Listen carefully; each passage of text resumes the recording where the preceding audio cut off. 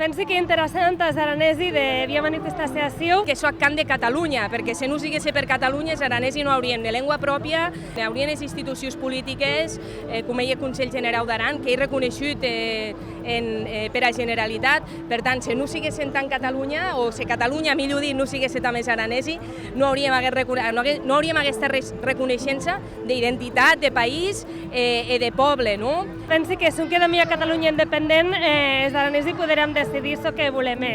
I la possibilitat que s'ha comentat qualque cop i que aquesta nova república catalana sigués una república binacional, perquè Aran hi ha altra nació que forma part del que avui administrativament se coneix com a Comunitat Autònoma Catalana, però són dos pobles diferents. Pensi que Naval d'Aran no s'ha acabat d'entendre prou les aspiracions catalanes. Això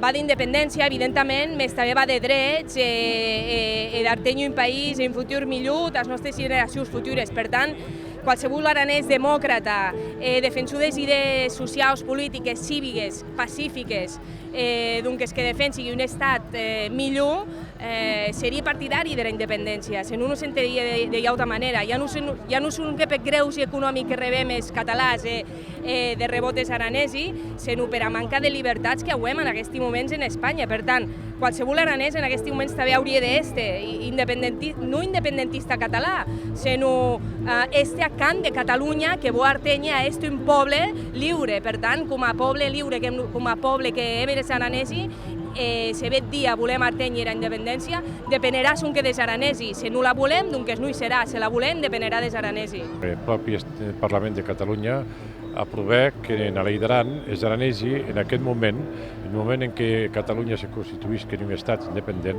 hauran la possibilitat de decidir si volen formar part d'aquesta república binacional o volen hi ha altra causa que se les pugui proposar.